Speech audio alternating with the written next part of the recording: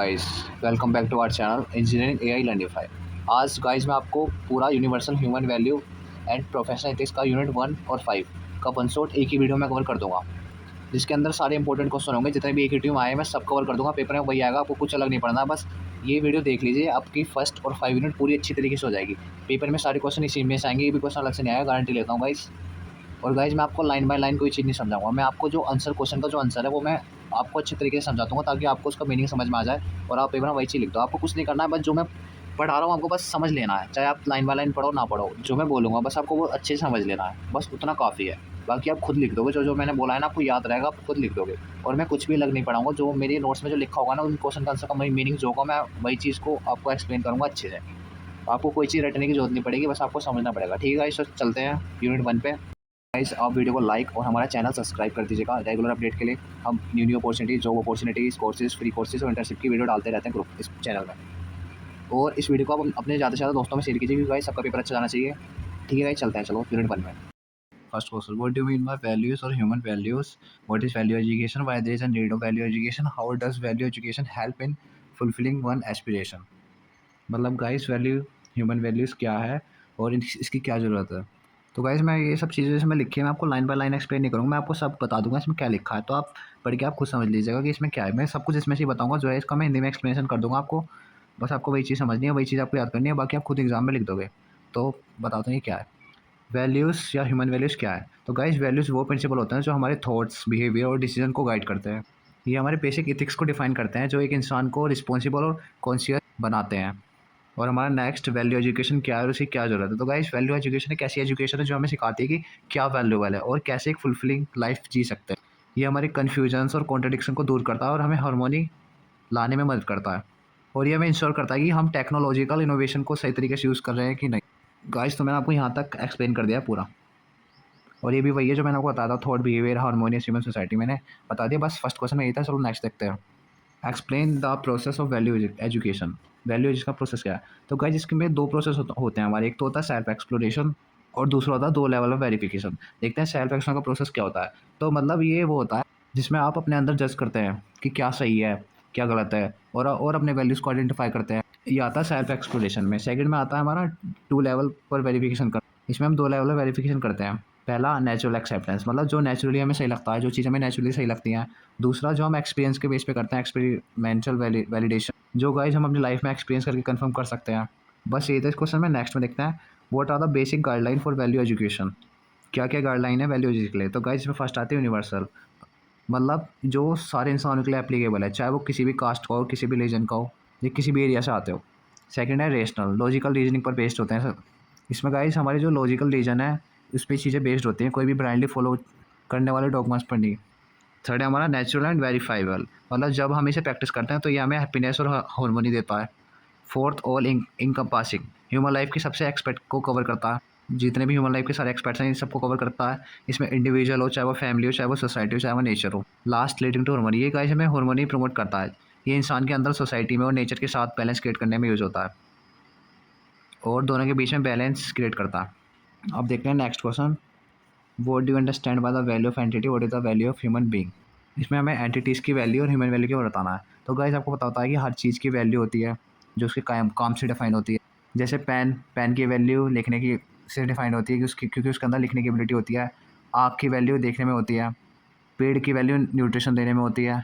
उसी प्रकार human being की वैल्यू भी दो चीज़ों से डिफाइन होती है। फर्स्ट बिहेवियर, बिहेवियर में क्या क्या आता है हमारा, trust, respect, affection, care, love, gratitude etcetera. Guys जो मैं बोल रहा हूँ ना ये चीज़ आप खुद उसमें दो दो पॉइंट बना के लिख देना बस। रिस्पेक्ट, अफेक्शन के लिए तो आप खुद लिख ही दोगे, मुझे पता है। और सेकंड होता है हमारा वर्क, यूटिलिटी वैल्यूज़ और आर्टिस्टिक वैल्यू। इन दो चीज़ों से ह्यूमन बीइंग की वैल्यू डिफाइन होती है। बस इसमें इतना ही लिखना है। चलते हैं गाइस नेक्स्ट क्वेश्चन पे।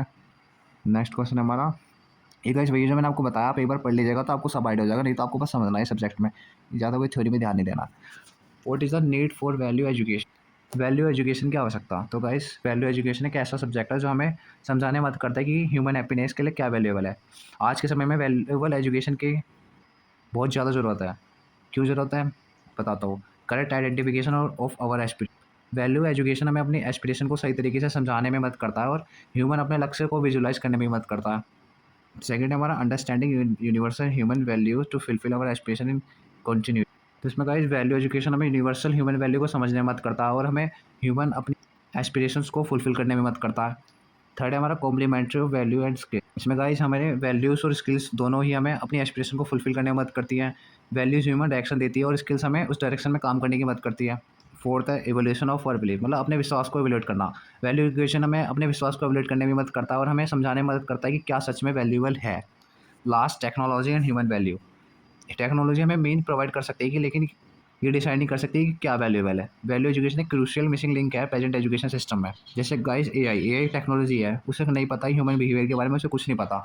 वो बस हमें मीन प्रोवाइड कर सकती है, लेकिन कुछ डिसाइड करना कि क्या चीज़ आगे जाके वैल्यूएबल होगी या नहीं होगी तो उसके लिए अभी पॉसिबल नहीं है।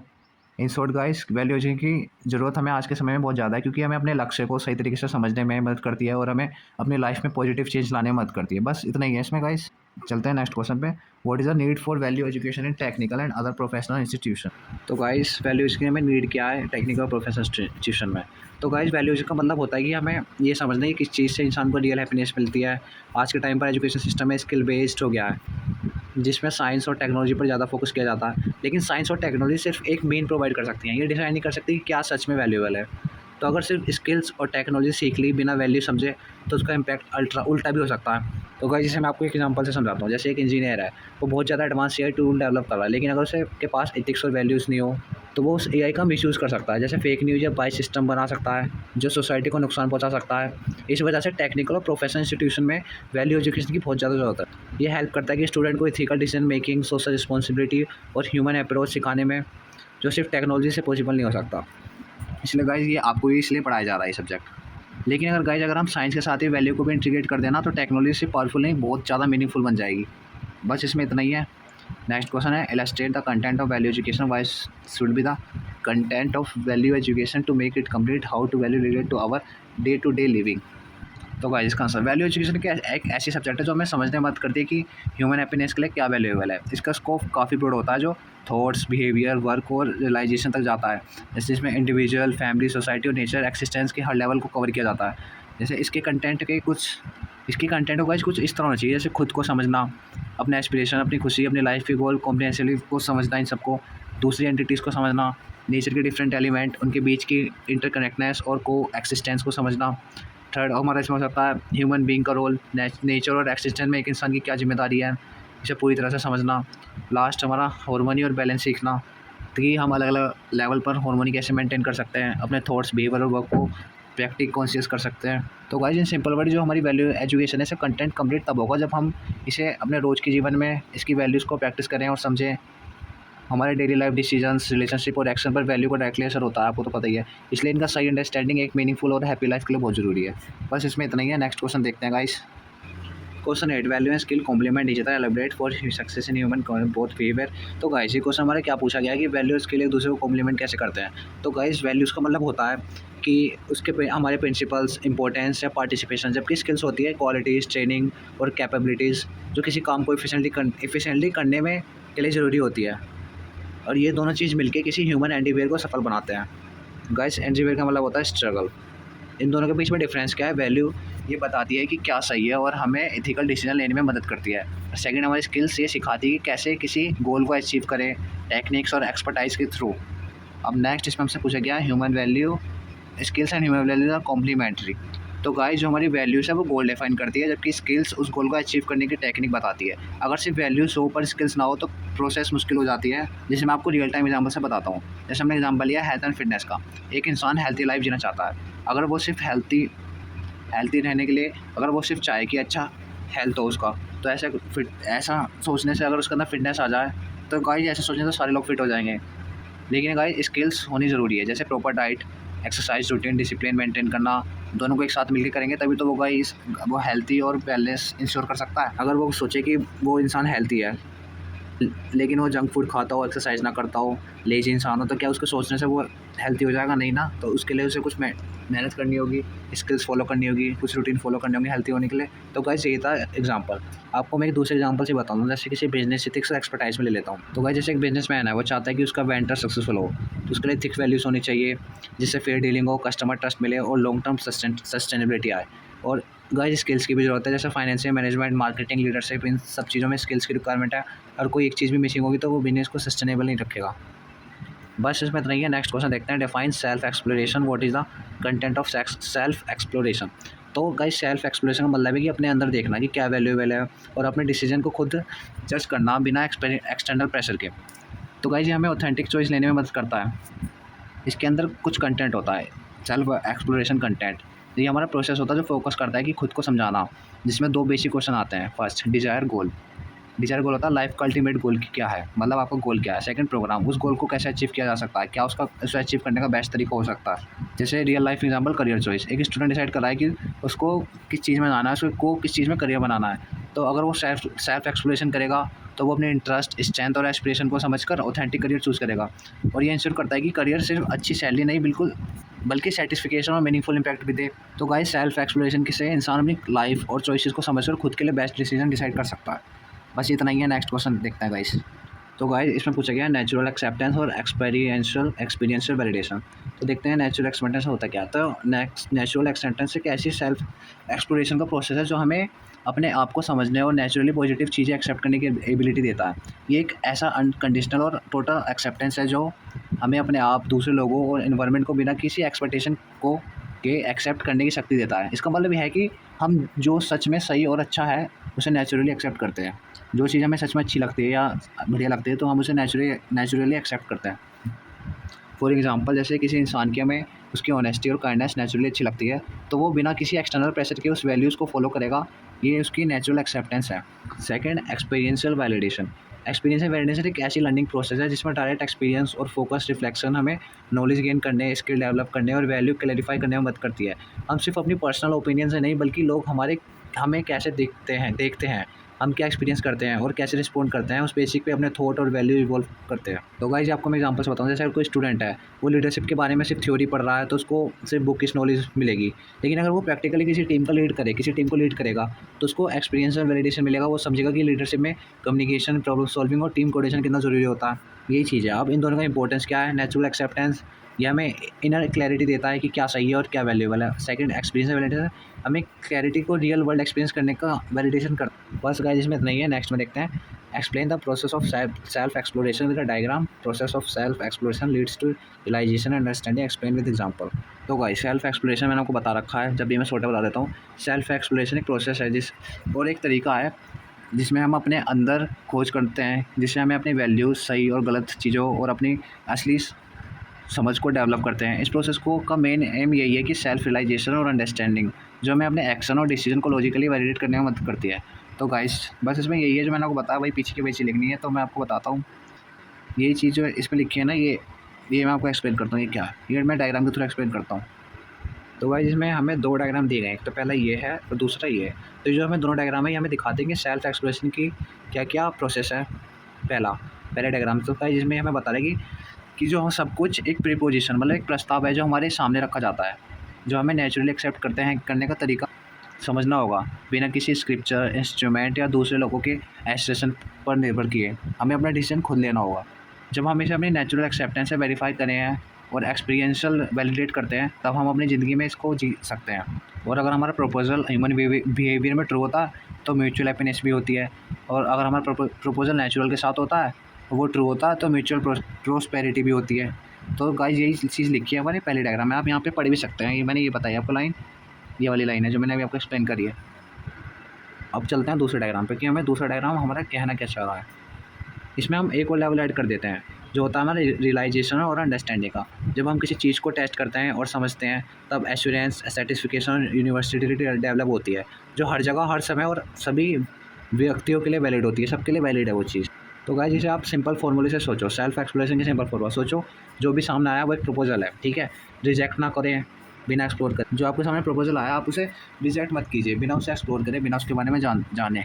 और उसे एक्सेप्ट भी मत करो बिना समझे कि क्या वो चीज़ सही है गलत है। आप उसे वेरीफाई करो अपनी नेचुरल एक्सेप्टेंस के बेसिक पर। अगर सही है तो म्यूचुअल हैप्पीनेस और प्रोस्पेरिटी मिलेगी, अगर गलत है तो आपको सेटिस्फिकेशन नहीं मिलेगी। तो गाइज इस प्रोसेस से रियलाइजेशन और अंडरस्टैंडिंग आती है जो हमें सेटिस्फिकेशन और यूनिवर्सलिटी देती है।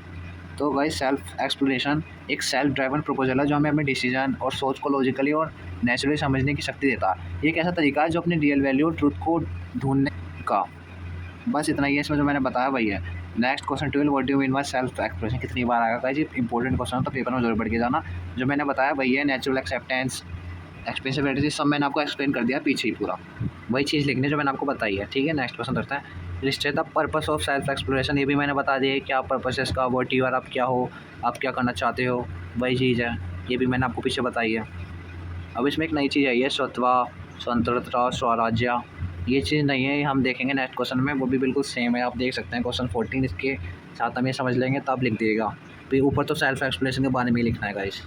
चलते हैं इस क्वेश्चन में, what do you understand by the term स्वत्वा, स्वतंत्र और स्वराज्य। तो गाइस इसमें हमें स्वत्वा, स्वतंत्र और स्वराज्य की समझ होनी चाहिए। तो क्या ये सेल्फ एक्सप्लोरेशन एक ऐसा प्रोसेस है जो अपने स्वतंत्र इनेटिनेंस की पहचान करने में मदद करता है, जिसे हम स्वतंत्र सेल्फ ऑर्गेनाइजेशन प्राप्त करते हैं, उसके माध्यम से स्वराज्य सेल्फ एक्सप्रेशन की ओर बढ़ते हैं। ये तीनों कॉन्सेप्ट एक दूसरे से जुड़े हुए हैं गाइस। तो ये हमारी इंटरनल और एक्सटर्नल हार्मनी को डिफाइन करते हैं। तो हमारा हम पढ़ते हैं स्वत्व, यार गाइस मैं बोल नहीं पा रहा, स्वत्व क्या है, इसे हम इंग्लिश में बोलते हैं इनेटनेस ऑफ सेल्फ। ये एक नेचुरल एक्सेप्टेंस का कॉन्सेप्ट है जो हमारे अंदर पहले से ही मौजूद होता है। जब हम अपने अस्तित्व को समझने की प्रयास करते हैं तो हमें अपनी असली वैल्यू और सच्चाई का ज्ञान होता है। इसका मतलब है कि जो हम नेचुरली सही समझते हैं बिना किसी बाहरी प्रभाव के, जो हमें नेचुरली चीज़ सही लगती है। दूसरी चीज़ आती है स्वतंत्र, सेल्फ ऑर्गेनाइजेशन। जब हम अपने स्वतंत्र को पहचानते हैं और उसके साथ एक डायलॉग बनाते हैं, तब हम अपने अंदर सेल्फ ऑर्गेनाइजेशन का विकास करते हैं। स्वतंत्र का मतलब है अपने अंदर हार्मनी बनाना बिना किसी बाहरी प्री कंडीशनिंग के। यदि हम अपने वैल्यूज़ को बिना समझे बस मानते हैं तो हम गाइस इसमें परतंत्र बने रहते हैं, मतलब डिपेंडेंट ऑन एक्सटर्नल इन्फ्लुएंसेस। और थर्ड है हमारा लास्ट, स्वराज्य, सेल्फ एक्सप्रेशन। इसमें है गाइस जब हम सेल्फ ऑर्गेनाइज हो जाते हैं तब हम अपने बिहेवियर और एक्शन में हार्मनी ला सकते हैं। ये स्वराज्य है अपने स्वयं, अपने सेल्फ को दूसरे के साथ सामंजस्य में जीना। इसका मतलब है अपनी असली वैल्यू को अपने बर्ताव, बिहेवियर और एक्शन में प्रकटित करना। ये सिर्फ एक व्यक्ति तक सीमित नहीं है गाइस, एक व्यक्ति से, ये सब चीज़ें एक इंसान या एक व्यक्ति तक सीमित नहीं है, बल्कि समाज और विश्वास के साथ भी जुड़ती है। तो गाइस ये चीज़ें कैसे जुड़ती हैं, तो मैं बताता हूँ। जो स्वतंत्र होता है हमारा, वो ऑलरेडी हर इंसान के या हर व्यक्ति के अंदर होता है। जब हम अपने अस्तित्व के साथ एक संवाद करते हैं तो स्वतंत्रता आती है, मतलब सेल्फ ऑर्गेनाइजेशन आता है। और जब हम स्वतंत्रता को जीते हैं तो हमें स्वराज्य, सेल्फ एक्सप्रेशन का अनुभव करते हैं। अगर हम अपने रियल वैल्यूज़ को समझने के बिना जीते हैं तो हम प्री कंडीशनिंग और कॉन्ट्राडिक्टरी लाइफ जीते हैं, जो हमें परतंत्र बनाते हैं। गाइस जैसे मैंने क्या क्या बोला है, लेकिन मुझे भी नहीं पता, मतलब मैंने ये जो चीज़ें लिखी ये चीज़ें मैंने आपको एक्सप्लेन करी है। चलो मैं आपको एग्जांपल से समझाता हूँ कि मान लो आपके अंदर एक अंदर से नेचुरल डिजायर है सबके साथ समझ और सम्मान साथ बात करने का, मतलब सबसे आप अच्छे से बात करते हो, सम्मान देते हो, समझदारी दिखाते हो, तो ये आपका स्वतंत्र है, ठीक है। और जब तुम इसको समझकर अपने जीवन में लागू करते हो और अपने हर कन्वर्सेशन में रिस्पेक्ट और क्लियरिटी रखते हो, तब तुम स्वतंत्रता में जीते हो, मतलब तुम स्वतंत्र में जीते हो। मतलब इसे एक तरीके से मान लो जैसे किसी के पास बहुत ज़्यादा पैसा होता है, बहुत ज़्यादा, तो वो घमंड में जीता है, वैसे ही यही चीज़ है। तो जैसे सब तुम्हारी बातचीत और एक्शन दूसरों के साथ हार्मोनियस होती है और जब तुम्हारी पॉजिटिविटी सब लोग प्रभावित होते हैं, तब तुम स्वराज्य जीते हो, जो गाइस सिर्फ तुम्हारी नहीं बल्कि समाज और विश्व की भी उन्नति करता है। ये एक हमारा सेल्फ ड्राइवन प्रोसेस जो हम अपनी असली वैल्यूज़ को पहचान कर एक बैलेंस और मीनिंगफुल लाइफ जीने का तरीका सिखाता है। बस यही है इसमें। अब देखते हैं हमारा next question, self exploration is the process of what you are, what you really want.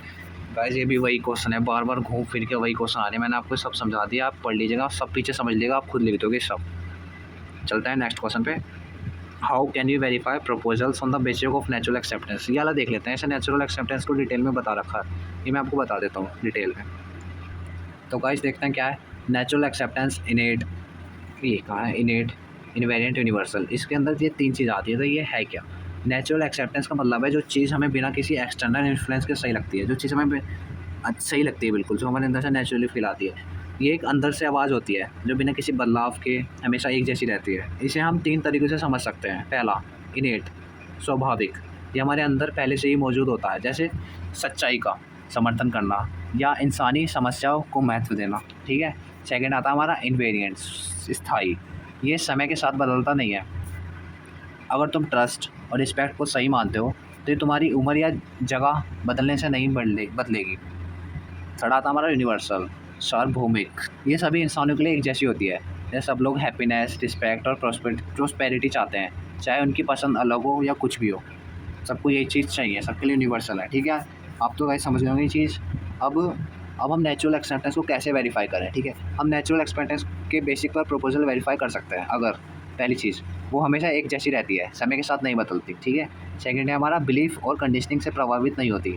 यदि हम किसी चीज़ को बिना किसी एक्सटर्नल इन्फ्लुएंस के सोचें तो वो हमेशा एक ही जवाब देगी। ठीक है, थर्ड है हमारा सभी व्यक्तियों के लिए सेम होती है, सब लोग हैप्पीनेस और सेटिस्फेक्शन चाहते हैं। ये जो तीन चीज़ मैंने आपको बताई ना, ये ऊपर जो मैंने ये बताया था ना, इनेट, इन्वेरिएंट, यूनिवर्सल, इन तीनों का सिंपल वर्ड में एक्सप्लेनेशन था। हम जैसे आप इसे एग्जांपल समझिए, तुम्हारा नेचुरल एक्सेप्टेंस कहता है कि ट्रस्ट और रिस्पेक्ट सही चीज़ है। अब इसको वेरीफाई करने के लिए तुम देख सकते हो, पहली चीज़, क्या तुम्हारे विचार बदलते हैं? नहीं, चाहे तुम्हारी उम्र बदल जाए। ठीक है, आपके विचार वैसे ही रहते हैं। सेकंड, क्या ये जगह के साथ बदलते हैं? नहीं, चाहे तुम किसी भी देश में चले जाओ, आपके विचार तो वैसे ही रहेंगे सबके लिए। थर्ड है, क्या ये किसी बिलीफ से प्रभावित होते हैं? नहीं, चाहे तुम किसी भी धर्म या मजहब या किसी भी संस्कृति के हो, ये नहीं बदलते। तो गाइस, ये प्रूव करता है कि नेचुरल एक्सेप्टेंस हमेशा एक जैसी रहती है और यूनिवर्सल है। बस इसमें इतना ही था। नेक्स्ट देखते हैं, नेक्स्ट क्वेश्चन क्या है, व्हाट इज़ हैप्पीनेस? हैप्पीनेस है क्या? ये तो गाइस आप लिख दो खुद। चलो जब भी मैं बता देता हूँ है क्या ये। मतलब हैप्पीनेस का मतलब है सामंजस्य, मतलब हार्मनी में जीवन जीना। जब तुम अपने आसपास और अपने अंदर बैलेंस और शांति महसूस करते हो तो तुम खुश होते हो। हैप्पीनेस के 3 प्रकार होते हैं। ठीक है, पहला होता है प्लेजर, सुख, जो चीज़ शॉर्ट टर्म हैप्पीनेस देती है, जैसे टेस्टी फूड हो गया, कोई म्यूजिक हो गया। ठीक है, सेकंड है हमारी इंगेजमेंट, लगाव, जब तुम किसी मीनिंगफुल एक्टिविटी में इन्वॉल्व होते हो, जैसे कोडिंग या डिज़ाइनिंग। थर्ड, मीनिंग, अर्थपूर्णता, जब तुम अपनी ज़िंदगी को एक हायर पर्पज से जोड़ते हो, जैसे एआई का यूज़ सोसाइटी की मदद के लिए करना, है ना, यही चीज़ थी। इसमें एग्जांपल बता देता हूँ, तुम एआई से हेल्थ केयर सॉल्यूशन बनाते हो जो लोगों की मदद करते हैं। जब तुम ये प्रोजेक्ट कर रहे होते हो तो तुम इंगेज फील करते हो, और जब लोग इसका यूज़ करके मदद पाते हैं तो तुम्हें मीनिंग का एहसास होता है। ये रियल हैप्पीनेस होती है गाइस। ठीक है, थर्ड क्वेश्चन है, what is the meaning of prosperity? How can you see that you prosper? Prosperity क्या है? प्रोस्पेरिटी का मतलब सिर्फ ध्यान, धन, संपत्ति नहीं होता। ये तब आता है जब हमें अपनी फिजिकल नीड से ज़्यादा सुविधा उपलब्ध हो और तुम इनर सेटिस्फिकेशन महसूस करते हो। जैसे प्रोस्पेरिटी 2 चीज़ें डिमांड करती है। पहला, अपनी ज़रूरत का पता होना, अगर तुम्हें पता हो कि कितना चाहिए तो तुम एक्सेस ग्रिड से बच सकते हो। सेकंड, उसे या उसकी अधिक अवेलेबिलिटी होना, तुम जितनी फिजिकल ज़रूरतें चाहते हो उससे ज़्यादा होना पर ही प्रोस्पेरिटी का एहसास होता है। जैसे आपके पास ज़रूरत से ज़्यादा चीज़ें, जैसे आपके पास एक फ़ोन नहीं 10 फ़ोन है, आपको एक खो भी जाए आपको कोई दिक्कत नहीं है, चाहे आपको किसी ने टी-शर्ट ने ले लिया कोई दिक्कत नहीं है, बहुत फ़ोन है आपके पास। यही होती है प्रोस्पेरिटी। एग्जाम्पल से समझ लो, अगर कोई एक इंसान सिर्फ पैसा कमाने के लिए लक्ष्य रखता है तो चाहे जितना भी कमा ले वो कभी सेटिस्फाई नहीं होगा। लेकिन अगर वो अपनी ज़रूरत डिफाइन कर लेता है और उसे ज़्यादा कमा लेता है तब वो प्रोस्पेरस फील करेगा। जैसे गाइस, जैसे आपने टीवी में देखा होगा, ब्रूस वेन, टोनी स्टार्क, कितना पैसा है, यही होता है प्रोस्पेरियस। ठीक है गाइस, समरी में बता देता हूँ इसका नेचुरल एक्सेप्टेंस, ये इनेट, इन्वेरिएंट और यूनिवर्सल होती है। हैप्पीनेस, जब हम सामंजस्य में जीवन जीते हैं तब हम ट्रूली हैप्पी होते हैं। थर्ड है हमारी प्रोस्पेरिटी, जब हम अपनी ज़रूरतें पहचान कर उनसे ज़्यादा फैसिलिटीज़ अरेंज कर लेते हैं तब हम रियल प्रोस्पेरिटी महसूस करते हैं। बस इतना ही था। नेक्स्ट देखते हैं, what is the difference between prosperity and wealth? अब प्रोस्पेरिटी और वेल्थ का आ गया। ठीक है, ये भी देखते हैं 3 बार, यूपीटीयू। प्रोस्पेरिटी और वेल्थ में क्या फ़र्क है, ये आपसे पूछा गया। तो गाइस, प्रोस्पेरिटी और वेल्थ एक जैसे नहीं होते। ओके, आप सोच रहे हो कि जैसे हो, लेकिन लोग इन्हें अक्सर दोनों को एक ही समझ लेते हैं। प्रोस्पेरिटी एक फीलिंग है, जब ये वेल्थ एक फिजिकल चीज़ है। प्रोस्पेरिटी का मतलब है कि तुम्हें अपनी ज़रूरत से ज़्यादा सुविधाएं उपलब्ध होना और इनर सर्टिफिकेशन महसूस होना। ये सिर्फ ध्यान, धन, संपत्ति से नहीं आता, बल्कि सही सोच, रिलेशनशिप और बैलेंस से भी जुड़ता है। बस पैसा ही उससे नहीं आती, और भी चीज़ें हैं। ठीक है गाइस, सेकंड है हमारा वेल्थ का मतलब होता है मनी, प्रॉपर्टी, फिजिकल रिसोर्सेज जैसे गोल्ड, डायमंड। ये टेंजिबल चीज़ें हैं जो इंसान इकट्ठे कर सकता है, लेकिन ज़रूरत नहीं, सॉरी गाइस, ज़रूरी नहीं कि इससे वो प्रोस्पेरियस महसूस करे। फ़र्क क्या है दोनों में? क्या फ़र्क है? Prosperity, satisfaction plus more than required physical facilities. ठीक है, वेल्थ में आता है मनी प्लस रिसोर्सेज, जो कभी कभी सेटिस्फिकेशन नहीं देते हैं। कहते हैं ना लोग कि आप ज़्यादा पैसों से खुशियाँ नहीं खरीद सकते, वही चीज़ है। वैसे तो मुझे झूठ लगता है। एग्जाम्पल है, एक इंसान बहुत अमीर है, वेल्थ है, लेकिन अगर वो स्ट्रेस और इनसिक्योरिटी महसूस करता है तो उसके पास प्रोस्पेरिटी नहीं आएगी। लेकिन अगर वही व्यक्ति अपनी ज़रूरतें पहचान कर जीवन जीता है और उससे ज़्यादा सुख शांति महसूस करता है तब उसके पास रियल प्रोस्पेरिटी होती है। ठीक है, समझ गया ना बच्चे से? वही चीज़ उतारना जो बताइए। What is your present vision of A happy? आपका प्रेजेंट विजन क्या है हैप्पी और प्रोस्पेरियस लाइफ में? तो गाइस आज जैसे आजकल के लोग फिजिकल फैसिलिटीज़ को मैक्सिमाइज़ करने में लगे रहते हैं और समझते हैं कि ज़्यादा पैसा इक्वल टू ज़्यादा हैप्पीनेस। गाइस ये तो रियल है, लेकिन ये सोच गलत है, क्योंकि ये नेचर और सोसाइटी के लिए हार्मफुल हो सकती है। एक कैसा क्वेश्चन आ गया ये, ठीक है। इसमें हमारे कुछ गाइस नेगेटिव इफेक्ट्स और ओवर फोकस होते हैं वेल्थ के लिए। पहला, इंडिविजुअल लेवल, हम गाइस इंडिविजुअल लेवल पर डिप्रेशन, स्ट्रेस, इनसिक्योरिटी बढ़ती है। सेकंड है हमारा फैमिली लेवल, रिलेशनशिप वीक होते हैं, जॉइंट फैमिली ब्रेक होती हैं, डाइवोर्स केसेस बढ़ते हैं। हाँ ये तो है भाई, पैसा वालों में ये चीज़ तो बहुत ज़्यादा होती है। थर्ड, सोसाइटी लेवल, टेररिज्म, नक्सलवादी, कम्युनिकेशन टेंशन बढ़ते हैं। हाँ ये भी तो होता ही, सच है। हाँ फोर्थ है नेचर लेवल, हाँ pollution, global warming, resource depression होते हैं। हाँ यार ये तो सारी चीज़ें सच है, अब तो मान गया मैं, यही क्वेश्चन था। अब इसका सॉल्यूशन क्या है? हैप्पीनेस और प्रॉस्पेरिटी तभी मिलेगी जब हम उसे सही बैलेंस में बनाएं। Right, understanding plus relationship plus physical facility. सिर्फ वेल्थ एक्यूमुलेट करके हैप्पीनेस मिले, ऐसा नहीं होता गाइस। सिर्फ वेल्थ एक्यूमुलेट और हैप्पीनेस एक साथ होने से नहीं मिलती, बल्कि सही वैल्यू और कनेक्शन से आती है। अब नीचे देखते हैं, what do the abbreviation given S S P D D, S D D, triple A 4S, क्या ये एस पी डी डी? इससे पहले समझ लो ये है क्या, कि आज की दुनिया में लोग 3 कैटेगरीज में डिवाइड होते हैं, ठीक है। पहला है SVDD, दूसरा है डबल STD और फोर्थ है 4S, ठीक है। पहले का मतलब होता है SVDD का, फर्स्ट का मतलब होता है साधन विहीन, दुखी, दरिद्रा, ठीक है। मतलब इसका मतलब क्या है? वेल्थ नहीं है, अनहैप्पी हैं और डिप्रेस्ड फील करते हैं। जैसे एग्जाम्पल हो गरीब इंसान जो अपने बेसिक नीड पूरा नहीं कर पा रहा। हाँ गाइस ये ठीक है, ऐसे इंसान होते हैं। सेकंड SSTD, साधन संपन्न, दुखी, दरिद्रा। इसका तो मतलब भी पता चल रहा है, बता देता हूँ। मतलब पैसा भी है, वेल्थ भी है, प्लस फिर भी अनहैप्पी हैं, प्लस डिप्रेस्ड फील करते हैं, मतलब हाँ दुखी फील करते हैं। एग्जाम्पल, एक अपने इंसान जो स्ट्रेस, इनसिक्योरिटी और डिप्रेशन महसूस करता है, ठीक है। लास्ट 4, साधन संपन्न, सुखी, समृद्ध, मतलब वेल्थ भी है, प्रॉस्पेरिटी भी है, हैप्पीनेस भी है, ऐसे इंसान। एग्जाम्पल, एक इंसान जो अपनी ज़रूरतें पहचान कर जीवन जीता है और इनर पीस महसूस करता है। फाइनल गोल SSSS, ये लोगों का तो गोल ही रहता है यार। हाँ हर इंसान चाहता है कि SSSS कैटेगरी में आए, यानी materially educate plus happy plus prosperous हो। सिर्फ पैसा कमाकर SSS नहीं बन सकते, बल्कि सही अंडरस्टैंडिंग से जीवन जीना पड़ता है। यही चीज़ें जो मैंने आपको बताई है, ठीक है। नेक्स्ट क्वेश्चन देखते हैं। इससे पहले मैं आपको बता दूं, वो प्रॉस्पेरिटी प्लस वेल्थ दोनों इक्वल नहीं है, ठीक है। प्रॉस्पेरिटी हमारी एक फीलिंग और वेल्थ एक हमारी फिजिकल फैसिलिटी है, और हैप्पीनेस और प्रॉस्पेरिटी के सही बैलेंस बनाना ज़रूरी है, ठीक है गाइस। अब इसमें गाइस ये है कि फिजिकल फैसिलिटी बतानी है हमें एनिमल और ह्यूमन के बीच में। एनिमल का ह्यूमन से परचेस करते हैं फिजिकल फैसिलिटी में, ठीक है। तो गाइस जो हमारी फिजिकल फैसिलिटीज़ होती हैं वो ह्यूमन के लिए पूरी तरह से काफ़ी होती हैं, लेकिन ह्यूमन के लिए सिर्फ ज़रूरी होती हैं पर पूरी नहीं होती हैं। ये क्या था, पर ज़रूरी होती है लेकिन पर पूरी नहीं होती है, ठीक है। एनिमल्स, पहले आता है मैं एनिमल्स पे। जानवर, तो भाई एनिमल्स को सिर्फ अपनी शारीरिक ज़रूरतें पूरी करनी होती है, जैसे खाना, पानी, शेल्टर एक्सेट्रा। और क्या है, तो जैसे एग्जांपल ले लीजिए, एक गाय भूखी होती है तो घास ढूंढती है, खा लेती है, फिर आराम से बैठ जाती है, ये यही बस। थर्ड, ये नॉलेज या पीसफुल सोसाइटी की ज़रूरत महसूस नहीं करती। अब देखते हैं ह्यूमन, इंसान। ह्यूमन सिर्फ फिजिकल फैसिलिटी से सेटिस्फाई नहीं होते, खाने के साथ साथ लोग मूवी देखना, पढ़ना, कॉलेज जाना, फैमिली के साथ वक्त बिताना, ये सब चाहते हैं। थर्ड पॉइंट भी ये भी कह सकता हूँ, हैप्पीनेस और सर्टिफिकेशन सिर्फ पैसों से नहीं आता ही, बल्कि रिलेशनशिप और राइट अंडरस्टैंडिंग भी इंपॉर्टेंट है। और इसका बस छोटा सा कंक्लूजन है कि एनिमल्स के लिए फिजिकल फैसिलिटी पूरी तरह कंप्लीट है, लेकिन ह्यूमन के लिए ज़रूरी है, पर अकेले काफ़ी नहीं है। अब हमारा नेक्स्ट क्वेश्चन आ गया, व्हाट आर द रिक्वायरमेंट और फुलफिल बेसिक, ह्यूमन की बेसिक एस्पिरेशन को फुलफिल कैसे करने हैं। तो ठीक है, ह्यूमन की 2 बड़ी एस्पिरेशन होती है। पहला हैप्पीनेस, म्यूचुअल फुलफिलमेंट, अच्छी रिलेशनशिप से मिलती है, जो हमें अच्छी रिलेशनशिप से मिलती है। सेकेंड है हमारा प्रॉस्पेरिटी, म्यूचुअल प्रॉस्पेरिटी, फिजिकल जो हमें फिजिकल फैसिलिटी से मिलती है। समझ गएगा इसी मैंने बताई आपको चीज़, म्यूचुअल फुलफिलमेंट, म्यूचुअल प्रॉस्पेरिटी। और इन एस्पिरेशन को फुलफिल करने के लिए हमें 3 चीज़ों की ज़रूरत होती है।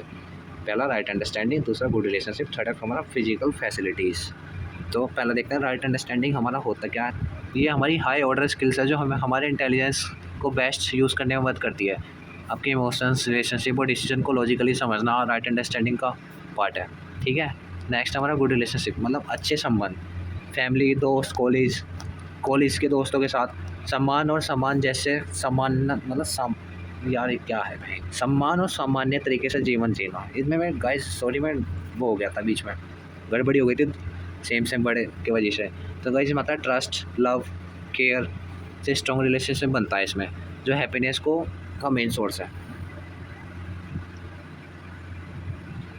और हमारा थर्ड आता है फिजिकल फैसिलिटीज़। ये जीवन जीने के लिए ज़रूरी होती हैं, जैसे खाना, कपड़े, घर, सुख सुविधा।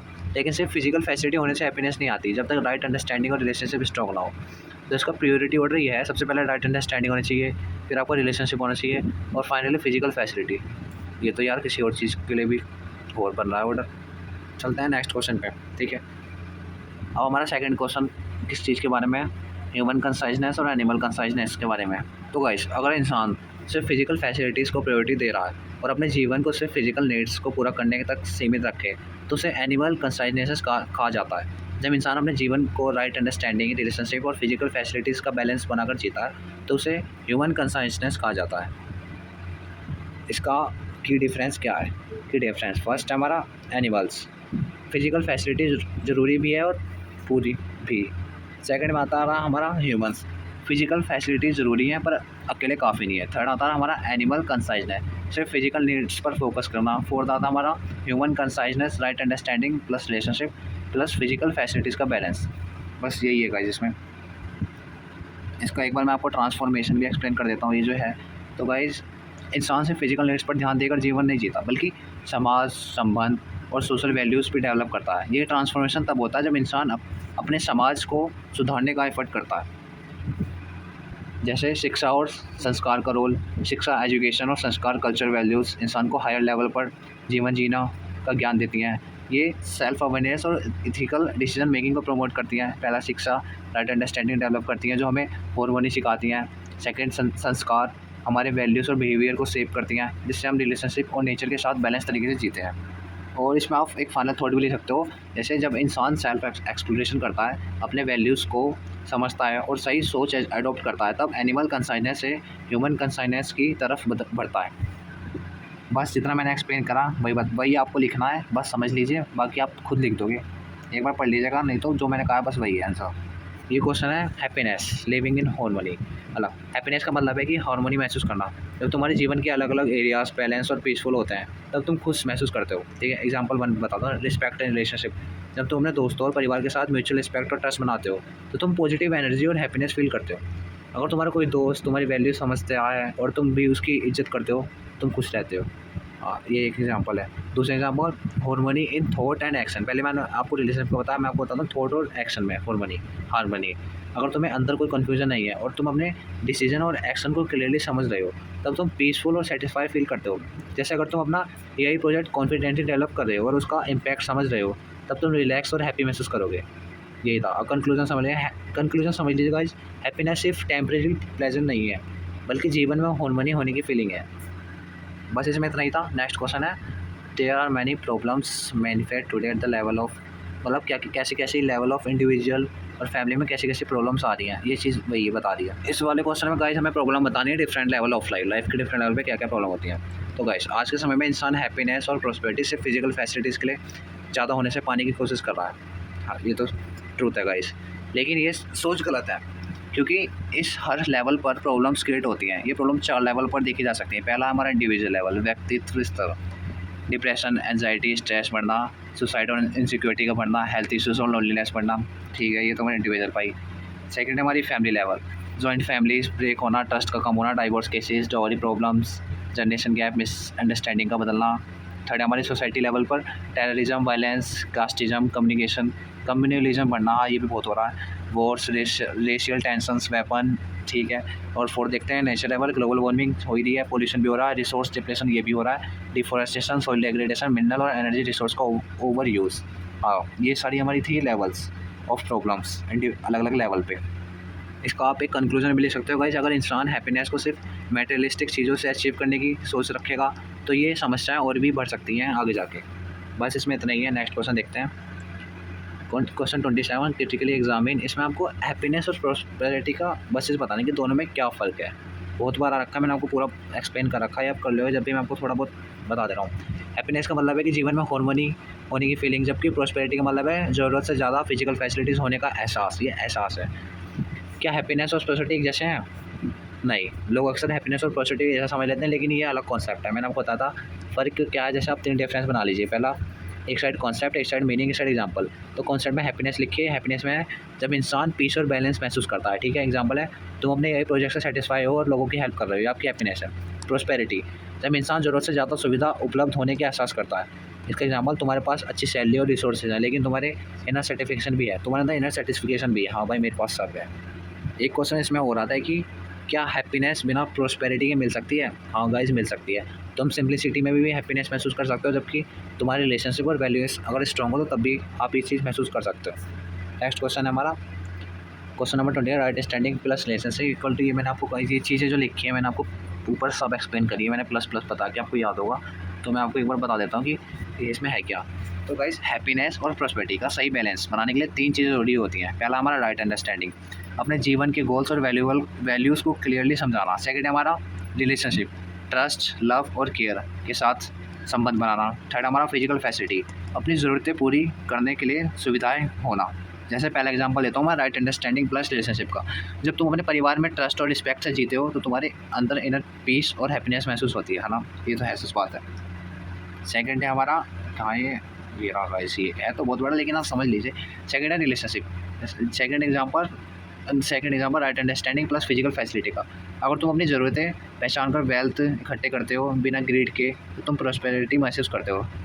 ये था इसमें। और इसका कंक्लूजन भी लिख सकते हो कि हैप्पीनेस सिर्फ मटेरियल एक्यूमुलेशन से नहीं आती, बल्कि राइट अंडरस्टैंडिंग और बैलेंस से आती है। बस इसमें इतना ही था गाइस, इतना कर लेगा आप, कर लीजिएगा। आपकी यूनिट 1 मैंने पूरी पढ़ा दी, ठीक है। इसमें से क्वेश्चन आएगा, आपको कोई फालतू चीज़ें नहीं पढ़नी, ये पढ़नी है, क्वेश्चन इसमें से आएंगे, ठीक है guys. Thank you for watching guys. Unit 5 का फर्स्ट क्वेश्चन है, what is ethical human conduct और how does the right understanding provide the basic for ethical human conduct. मतलब इथिकल ह्यूमन कंडक्ट क्या होता है, उसकी क्या अंडरस्टैंडिंग है और क्या उसकी यूनिवर्सलिटी है। तो गाइस, इथिकल ह्यूमन कंडक्ट का मतलब है इंसान के व्यवहार जो यूनिवर्सल ह्यूमन वैल्यू के साथ अलाइन करते हैं। जब हम self exploration right understanding gain करते हैं तो हम अपने कंडक्ट की डेफिनेटनेस को समझने लगते हैं। ये सभी इंसान के लिए सेम होता है, चाहे कोई भी कंट्री हो या वो किसी भी कल्चर को। और गाइस, में राइट अंडरस्टैंडिंग से इथिकल ह्यूमन कंडक्ट का बेस कैसे बनता है, ये भी सुन लो। कि जैसे जब कोई इंसान सेल्फ एक्सप्लोरेशन करता है और अपनी वैल्यूज़, पॉलिसीज़ और कैरेक्टर को समझता है, तब उसका व्यवहार इथिकल बनता है। अगर राइट अंडरस्टैंडिंग नहीं होगी तो इंसान अपने एक्शन की डेफिनेटनेस समझ नहीं पाएगा। यही है गाइस, यही आता है हमारा इथिकल ह्यूमन कंडक्ट में, राइट अंडरस्टैंडिंग में। यही आपको बस इतना लिखना है। सेकंड क्वेश्चन भी सेम है, इथिकल ह्यूमन कंडक्ट, यही चीज़ लिखनी है। मैं इसमें बताना है कि इथिकल ह्यूमन कंडक्ट की वैल्यूज़ और पॉलिसी कैरेक्टर क्या है। तो ठीक है, पहला पढ़ते हैं वैल्यूज़, मूल्य। यूनिवर्सल ह्यूमन वैल्यू को समझने और उनके साथ जीवन व्यतीत करना, यह आता है हमारा मूल्य में। तो पहला जीवन मूल्य, ठीक है, वैल्यू में आता है जीवन मूल्य। तो इसमें आती है हमारी सेल्फ वैल्यू। फर्स्ट आता है सुख, हैप्पीनेस। इसमें होती है हमारी डेफिनेट्स ऑफ थॉट जो, और हैप्पीनेस इनसे आती है। जो हमारी जो थॉट है ना, उनकी डेफिनेट से हमारे अंदर हैप्पीनेस आती है। इसमें हमारी सेकंड आती है पीस, शांति। डिज़ायर की डेफिनेट से इनर पीस आती है, ठीक है। और हमारा थर्ड है संतोष, सेटिस्फिकेशन। अंडरस्टैंडिंग से सर्टिफिकेशन मिलता है, हाँ। और लास्ट हमारा फोर्थ ब्लिस, आनंद। रियलाइजेशन से आनंद का अनुभव होता है। बस इसमें इतना ही है। ये हमारी वैल्यू सेल्फ की थी। अब देखते हैं वैल्यूज़ इन ह्यूमन रिलेशनशिप में। तो इंसानों के बीच रिलेशन वैल्यू भी इंपॉर्टेंट है। पहला होती है हमारी विश्वास, ट्रस्ट, लोगों के बीच में ट्रस्ट होना चाहिए, तो आपको पता है। सेकंड है हमारा सम्मान, रिस्पेक्ट, हमें एक दूसरे की रिस्पेक्ट करनी चाहिए। कॉम्पाइलेंस, सौहार्दा। थर्ड है हमारी स्नेह, अफेक्शन, निष्ठा, कमिटमेंट, ठीक है। और फोर्थ हमारी ममता, केयर, उदारता। नेक्स्ट हमारा वात्सल्य, गाइडेंस, श्रद्धा, गौरव, कृतज्ञ, प्रेमा। ये सब आती है हमारी वैल्यूज़ इन ह्यूमन, ये हमारी ह्यूमन रिलेशनशिप के अंदर की वैल्यू है। अगर इंसान इन यूनिवर्सल वैल्यू को समझ लेगा तो ethical human conduct automatic develop कर सकता है वो। और हमारी नेक्स्ट है values of human being in its participation in universal human order. मानव के मूल्य, जो इंसान होता है वो अपने लार्जर सिस्टम में पार्टिसिपेट करता है, जिसकी कुछ बेसिक वैल्यू इंपॉर्टेंट होती हैं। पहला होता है हमारा परसिवरेंस, धीरता, सिस्टम को समझने के बाद पेशेंटली पार्टिसिपेट करना, ये चीज़ है वो। सेकंड आता है हमारा वीरता, ब्रेवरी, दूसरे लोगों की समझाने और पार्टिसिपेट करने में मदद करना, ये आता है इसमें। थर्ड हमारी उदारता, जीनियोरिटी, अपनी बुद्धि, शरीर और संपत्ति को सिस्टम के लिए यूज़ करना। फोर्थ आता है हमारा काइंडनेस, दया, जो इंसान योग्य है उसको मौका देना, ये चीज़ प्रोवाइड करना, ठीक है। उसके बाद आता है कृपा, बेनिफिशेंस, जो इंसान के पास मौका या चीज़ है उसको कैपेबिलिटी देना। और लास्ट हमारा करुणा, कंपैशन, एबिलिटी और रिसोर्सेज दोनों प्रोवाइड करना। अब हमारा नेक्स्ट आता है value of human being, interaction with nature. इंसान का नेचर के साथ क्या मूल्य है, क्या इंटरेक्शन है। तो इंसान जब मटेरियल चीज़ों के साथ इंटरेक्ट करता है तो उसका वैल्यू डिफाइन होता है, ठीक है।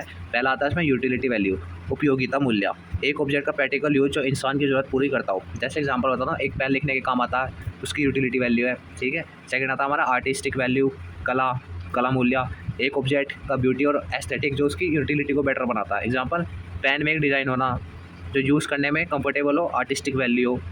ठीक है गाइस, आप समझ पा रहे हो, दोनों में रिलेट कर पा रहे होगे, यही है इसमें। अब इसमें हमारा सेकंड आता है पॉलिसी। जैसे फर्स्ट हमने वैल्यूज़ पढ़ी थी ना, अब हमें पढ़नी है पॉलिसी, नीति। इंसान अपने रिसोर्सेज, सेल्फ, बॉडी, वेल्थ को एनरिच, प्रोटेक्ट और राइट वे में यूटिलाइज करने के लिए पॉलिसी बनाता है। बताइए आपको, पहली होती है हमारी अर्थ नीति, इकोनॉमिक पॉलिसी, सेल्फ, बॉडी और वेल्थ को एनरिच करने के लिए। सेकंड होती है हमारी राजनीति, पॉलिटिकल पॉलिसी, सेल्फ, बॉडी और वेल्थ को प्रोटेक्ट करने के लिए। थर्ड आता है हमारा धर्म नीति, यूनिवर्सल ह्यूमन ऑर्डर, सेल्फ के लिए होती है, बॉडी और वेल्थ को राइट वे में यूटिलाइज करने के लिए। ठीक है गाइस। और नेक्स्ट है हमारा कैरेक्टर, चरित्र। इसका मतलब डेफिनेटनेस एंड लिविंग, इंसान का व्यवहार, सोच और डिसीजन अगर डेफिनेट होते हैं तो उसकी ज़िंदगी क्लियर और स्टेबल होती है। ठीक है। इसमें आता है पहला, स्व नारी स्व पुरुष, अपने कंजुगल रिलेशनशिप में प्योरिटी रखना। ठीक है। सेकंड आता है सर्वधर्म, वेल्थ का राइटफुल अर्निंग और यूज़ करना। और इसमें लास्ट आता है हमारा दयापूर्ण व्यवहार और कार्य, इंसान फ्रेंडली और नेचर फ्रेंडली बिहेवियर, इंसान का फ्रेंडली और नेचर फ्रेंडली बिहेवियर। ठीक है गाइस। नेक्स्ट क्वेश्चन देखते हैं, what are the values in integration of human being with the material things. इसमें गाइस जब मटेरियल चीज़ों के साथ इंटरेक्ट करता है तो दो तरह की वैल्यू इंपॉर्टेंट होती है, मैंने आपको पहले ही बताई, यूटिलिटी वैल्यू और आर्टिस्टिक वैल्यू। यूटिलिटी वैल्यू में आता है उपयोगिता मूल्य, एक ऑब्जेक्ट का प्रैक्टिकल यूज़ जो हमारी ज़रूरत पूरी करता हो। एग्जाम्पल, एक कुर्सी का यूटिलिटी वैल्यू उसका कंफर्टेबल सिटिंग होने में है। ठीक है। सेकंड, आर्टिस्टिक वैल्यू, कलात्मक मूल्य, किसी ऑब्जेक्ट की ब्यूटी और एस्थेटिक अपील जो हमारे मन को संतुष्ट और आनंद देता है। एग्जाम्पल, एक सुंदर डिज़ाइन वाली कुर्सी जो एस्थेटिकली प्लेजिंग हो और उसका आर्टिस्टिक वैल्यू हो। ठीक है गाइज, इसमें ये लिखना है, ये चीज़ें जो बताइए मैंने आपको। एक चीज़ और है, इसमें दोनों की इंपॉर्टेंस पूछी है, तो मैं दोनों का इंपॉर्टेंस बताना क्या है। हमारी ज़िंदगी में सिर्फ यूटिलिटी पे फोकस नहीं कर सकते, क्योंकि एस्थेटिक भी एक इंपॉर्टेंस रोल प्ले करता है। किसी चीज़ का आर्टिस्टिक वैल्यू तभी होता है जब उसकी कोई यूटिलिटी हो। एग्जाम्पल, एक बिना स्ट्रिंग्स वाला गिटार ब्यूटीफुल तो हो सकता है, आर्टिस्टिक वैल्यू, पर अगर उसका म्यूजिक बजने का यूटिलिटी ही ना हो तो उसका पर्पज़ खत्म हो जाएगा ना। ठीक है गाइस, यही है इसमें। नेक्स्ट क्वेश्चन देखते हैं, what do you understand bye definiteness of ethical human conduct. मैंने गाइस आपको ऊपर ही पढ़ा है, वही चीज़ है, वैल्यू, पॉलिसी, कैरेक्टर, जो मैंने ऊपर समझाया ना वही है। Commitment on profession. तो गाइस, प्रोफेशन का मतलब सिर्फ पैसा कमाना नहीं होता, ये एक मीडियम है जिसके थ्रू इंसान अपनी फैमिली का ध्यान रखता है और सोसाइटी और नेचर के लिए भी कुछ कंट्रीब्यूट करता है। तो कॉम्प्रिहेंसिव ह्यूमन गोल का मतलब है समृद्धि, prosperity for self plus fearlessness अब है in society plus coexistence with nature, सामान्य अस्तित्व। अगर कोई इंजीनियर है तो उसका काम सिर्फ सैलरी कमाना नहीं है, उसे सोसाइटी को प्रॉब्लम सॉल्व करने में भी हेल्प करनी चाहिए, जैसे इफ़िशिएंट ट्रांसपोर्टेशन सिस्टम बनाना या एक्सेसिबल एआई टूल्स बनाना, जैसे आप कर रहे हो इनका यूज़। एक एग्जांपल बताता हूँ, अगर एक डॉक्टर सिर्फ पैसे कमाने के लिए काम करता है और पेशेंट की हेल्थ को इग्नोर करता है तो वो अपने प्रोफेशन को कॉम्प्रिहेंसिव ह्यूमन गोल का कॉन्टेक्स्ट में फुलफिल नहीं कर रहा है। लेकिन अगर वो पेशेंट के वेलनेस को पहले रखता है तो वो अपने प्रोफेशन से अपनी ग्रोथ और सोसाइटी की भी हेल्प करता है। ठीक है, बस इसमें इतना ही जितना मैंने बताया, अपने प्रोफेशन के प्रति काम करना लोगों के लिए, यही चीज़ आती है इसमें। नेक्स्ट देखते हैं, डिफाइन एथिक्स और what do you mean bye ethics. हमारा एथिक्स क्या होता है? एथिक्स का मतलब होता है किसी इंसान का क्लियर और consistent conduct based on values, character और पॉलिसीज़। ये समझना कि क्या सही है और क्या गलत, और हर सिचुएशन में उसी अनुसार बिहेव करना, ये होता है हमारा एथिक्स।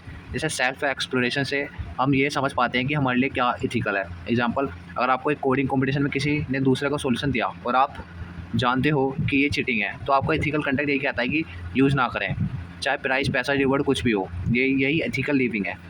ठीक है गाइस, मैंने आपको अच्छे समझा दिया। अब देखते हैं what do you mean by professional ethics. पीछे वाला भी ऐसे कुछ था, ऊपर प्रोफेशन का था, प्रोफेशनल एथिक का था। प्रोफेशनल एथिक का मतलब होता है जब कोई प्रोफेशनल जैसे engineer, doctor, lawyer, AI developer अपने काम में एक्सपर्टाइज के साथ एथिकल वैल्यूज़ का भी ध्यान देते हैं। जैसे एक गुड प्रोफेशनल वही है जो अपने प्रोफेशन के माध्यम से सोसाइटी और इन्वायरमेंट में पॉजिटिव इंपैक्ट लाता है बिना किसी एक्सप्लॉइटेशन के।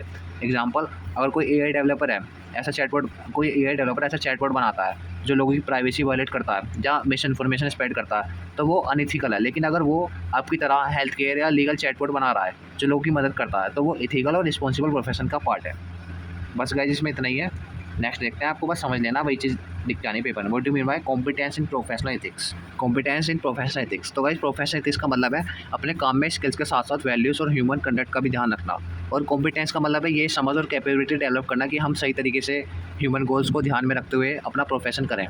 ठीक है, इसमें कॉम्पिटेंस इन प्रोफेशनल एथिक्स इसमें क्या क्या इंक्लूड होता है? इसमें होता है क्लैरिटी अबाउट ह्यूमन गोल्स, जिससे हम समाधान, मेंटल पीस, समृद्धि, प्रॉस्पेरिटी, अभय, फियरलेसनेस, सह अस्तित्व, क्या ये, हाँ, सह अस्तित्व को एक्सिस्टेंस के रूप में जानते हैं। हाँ, सेकंड आता है हमारा सेल्फ कॉन्फिडेंस। ये कॉन्फिडेंस इनवर्स है, इसे आप सेल्फ कॉन्फिडेंस भी लिख सकते हैं गाइस। सेल्फ कॉन्फिडेंस मतलब अपने अस्तित्व और नेचर के साथ अपना संबंध समझना। ठीक है। थर्ड आता है हमारा म्यूचुअली फुलफिलिंग बिहेवियर, अपने कंडक्ट से खुद भी खुश रहना और दूसरों को भी अपलिफ्ट करना। ठीक है। लास्ट है eco friendly and people friendly action. जो मैं बता रहा हूँ ना गाइस, ये म्यूचुअली नेचर की, इनका मतलब वही है जो मैं आपको बता रहा हूँ। मैं इन्हें ईजी वर्ड में बता रहा हूँ ताकि आपको अच्छे समझ में आए और आप याद भी कर सको। ऐसे सॉल्यूशन या सिस्टम डेवलप करना जो नेचर के लिए अभी ठीक हो और ह्यूमन के लिए भी एक्सेसिबल हो। इसका एग्जांपल से समझाता हूँ। जैसे एग्जांपल लेते हैं आईटी इंडस्ट्री का। अगर एक सॉफ्टवेयर इंजीनियर डेटा प्राइवेसी के इथिकल स्टैंडर्ड को ध्यान रखते हैं, एग्जांपल इनक्रिप्टेड मीडिया हो गया, इनक्रिप्टेड मीडिया के रिकॉर्ड्स हो गए, तो वो कॉम्पिटेंट इथिकल प्रोफेशन है। ठीक है। एग्जांपल 2 मैन्युफैक्चरिंग इंडस्ट्री में देखते हैं। अगर एक मैनेजर ऐसे प्रोडक्शन सिस्टम को अडोप्ट करता है जो पॉल्यूशन फ्री है और सेफ्टी स्टैंडर्ड फॉलो करता है, तो वो नेचर और एम्प्लॉय दोनों के प्रति रिस्पॉन्सिबल है। ठीक है। बस इसमें इतना ही है। नेक्स्ट देखते हैं what do you mean bye universal human order. तो यूनिवर्सल ह्यूमन ऑर्डर का मतलब है एक ग्लोबल अंडरस्टैंडिंग और सिस्टम जिसे हर इंसान और प्रकृति के साथ रिलेटेडनेस और म्यूचुअल हार्मोनी हो। ये तब पॉसिबल होता है जब हर इंडिविजुअल के पास राइट अंडरस्टैंडिंग हो, जिससे फैमिली, सोसाइटी और नेचर में बैलेंस बना रहे। ठीक है। इसका स्ट्रक्चर कैसे बनता है, तो गाइस नीचे दे रखा है फैमिली, फिर फैमिली क्लस्टर, फिर विलेज क्लस्टर, फिर नेशन, फिर वर्ल्ड फैमिली। इसका स्ट्रक्चर ये गाइस जरूर बना के आना, बहुत इंपॉर्टेंट है। एग्जांपल में से आपको मैं एग्जांपल बताता हूँ। अगर हर फैमिली अपने चिल्ड्रन को एथिकल एजुकेशन दे, हर विलेज लोकल प्रोडक्शन और सेल्फ रिलायंस प्रमोट करे और हर नेशन इंक्लूसिव डेवलपमेंट में बिलीव करे, तो हम एक अनडिवाइडेड, पीसफुल और प्रोस्पेरियस वर्ल्ड फैमिली की तरफ बढ़ेंगे। ठीक है गाइस, ये इसका मतलब ये है जो ये लाइन से दे रखा है। क्वेश्चन नंबर 10 है हमारा, what are the implication of value based living at 4 level of living. मतलब वैल्यू बेस्ड लिविंग के में 4 लेवल बताने हैं कि 4 लेवल पे हमारे क्या असर पड़ता है। ये मैंने शायद फर्स्ट में पढ़ा था, लेवल ऑफ इंडिविजुअल फैमिली। ठीक है। तो इंडिविजुअल लेवल, जब आपके पास राइट अंडरस्टैंडिंग होती है तो आप खुद में जॉयफुल, पीसफुल और सेल्फ कॉन्फिडेंट फील करते हो। एग्जाम्पल, एक स्टूडेंट है, वो study not just for mark but to understand and apply knowledge meaningful feel content. अगर कोई स्टूडेंट है वो पढ़ाई सिर्फ मार्क्स नंबर लाने के लिए नहीं करता, वो अपने समझने के लिए, उसे अंडरस्टैंड कर लेगा, अपने नॉलेज को मीनिंगफुल बनाने के लिए पढ़ता है। तो ये हमारा इंडिविजुअल लेवल हो गया। सेकंड हमारा फैमिली लेवल, जब हर मेंबर अपनी रिस्पॉन्सिबिलिटी समझता है तो म्यूचुअल रिस्पेक्ट और हार्मोनी होती है। एग्जांपल, जॉइंट फैमिली में जहाँ एल्डर्स को रिस्पेक्ट मिलता है और सबके बीच में ओपन कम्युनिकेशन होता है। ठीक है। थर्ड हमारा सोसाइटी लेवल, जब इंडिविजुअल और फैमिली इथिकल होते हैं तो सोसाइटी में फेयरलेस और कोऑपरेटिव इन्वायरमेंट बनता है। एग्जांपल, एक सोसाइटी जहाँ एजुकेशन सिस्टम सिर्फ जो फोकस ना हो। ठीक है। कोई ऐसी सोसाइटी जहाँ पे सिर्फ एजुकेशन सिस्टम सिर्फ जॉब पे फोकस ना करे बल्कि वैल्यू बेस्ड हो, जहाँ कंपटीशन की जगह कोलैबोरेशन हो। नेक्स्ट है नेचर लेवल, जब हम प्रोडक्शन या डेवलपमेंट करते हैं नेचर फ्रेंडली तरीके से तो इन्वायरमेंट भी फ्लोरिश करता है। Example, sustainable farming, renewable energy uses and zero waste production models. यही चीज़ है जिसमें देखते हैं हम नेक्स्ट क्वेश्चन में, what will the pragmatic implication of value based living at the 4 level. इसमें गाइस हमें बताना है pragmatic implication of value based living 4 level. तो गाइस वैल्यू बेस्ड लिविंग का मतलब होता है अपनी लाइफ और डिसीजन को एथिक्स, हार्मनी और राइट अंडरस्टैंडिंग के बेसिक पे जीना। जब एक इंसान वैल्यू बेस्ड लिविंग जीता तो उसके इम्पैक्ट 4 लेवल पर दिखाया जाता है। पहला है हमारा इंडिविजुअल लेवल, इंसान अंदर से पीसफुल, कॉन्फिडेंस और ब्लिसफुल फील करता है। वो स्ट्रेस, एंजाइटी और कंपैरिजन से बाहर निकलता है। एग्जांपल, अगर आप अपनी AI project, example health care का मैं सेट बनाया, जब आप उसे बना रहे हो not just for CV building but genuinely लोगों की हेल्प के लिए, तो आप फुलफिलमेंट और क्लैरिटी दोनों को महसूस करते हो। सेकंड है हमारा family level, mutual respect, care और समझदारी। इससे ये सब चीज़ें बढ़ती हैं। सिर्फ एक दूसरे की नीड्स और इमोशंस को समझने, सब एक दूसरे के इसमें अपनी नीड्स को और इमोशंस को एक दूसरे समझने लगता है। एग्जांपल, जब पेरेंट्स अपने बच्चों की केयर चॉइस में ट्रस्ट और गाइडेंस देते हैं और बच्चे पेरेंट्स की फीलिंग और एक्सपेक्टेशन को भी समझते हैं, फैमिली में बॉन्ड स्ट्रॉन्गर होता है। आपको तो पता ही है। सोसाइटी लेवल, जब सब लोग वैल्यू बेस्ड होते हैं तो फियरलेस और कोऑपरेटिव सोसाइटी बन जाती है। हर system, education, health, justice equitable बन जाता है। ठीक है। एग्जांपल, सोसाइटी जहाँ स्टार्टअप सिर्फ पैसा कमाने के लिए नहीं बल्कि इंक्लूसिव और सस्टेनेबल सॉल्यूशन के लिए काम करती है, जैसे voice based AI tool for the visually impaired. ठीक है। लास्ट है हमारा नेचर लेवल, इंसान और प्रकृति के बीच को एक्सिस्टेंस होती है। पोल्यूशन, क्लाइमेट इम्बैलेंस जैसे इशूज़ को सॉल्व करने लगे जब हम लोग, तो ये एग्जांपल, जब एआई या IoT based smart farming adopt होती है तो लेस पेस्टिसाइड्स, बेटर यील्ड और इन्वायरमेंट फ्रेंडली आउटकम दिखते हैं। नेक्स्ट क्वेश्चन है हमारा, how do the current world view lead to the contradiction and dilemmas in professional life. ये भी बता देता है, वैसे इंपॉर्टेंट नहीं है कि गाइस आज की दुनिया का मेन स्ट्रीम क्या है। मेन स्ट्रीम व्यू है कि वेल्थ इक्वल टू सक्सेस, और इस सोच से ही डायलेमा और कॉन्ट्रडिक्शन जन्म लेते हैं। ठीक है। कॉन्ट्रडिक्शन, मुझे खुश रहने के लिए तुम्हें नुकसान देना पड़ेगा। या मुझे खुश रहने के लिए तुम्हें नुकसान होना पड़ेगा। मतलब म्यूचुअल ग्रोथ का कॉन्सेप्ट खत्म हो जाता है इसमें। Example of dilemma in profession. पहला जैसे बिजनेस कर लेते हैं, बिजनेस डायलेमा। जब फ्लड या वॉर की वजह से लोग तकलीफ में होते हैं, कुछ लोग उस समय में ब्लैक मार्केटिंग करके प्रॉफिट कमाते हैं, लोग दुखी हैं और बिजनेस खुश। ये कॉन्ट्राडिक्शन है। सेकंड आ रहा हमारा health versus profit ad world. Cigarette या पान मसाला का एड हमें कितना ग्लैमर तरीके से दिखाया जाता है, जबकि एंड में छोटी सी वार्निंग होती है, ज़्यादा इस्तेमाल से कैंसर हो सकता है। ये प्रॉफिट के लिए पब्लिक हेल्थ इग्नोर कर दिया जाता है इसमें। थर्ड टेक में भी ले सकते हैं डायलेमा एट एआई टूल्स को ऐसे डिज़ाइन करा जाता है कि जिससे ज़्यादा क्लिक लाएँ। इवन अगेन उनमें फेक न्यूज़ या हार्मफुल कंटेंट भी होता है। ये भी एक प्रोफेशनल डायलेमा है, क्या पता और विजिबिलिटी ज़्यादा ज़रूर है या इथिकल यूजेस। यही चीज़ है इसमें गाइस। नेक्स्ट है हमारा what do understand by holistic technology.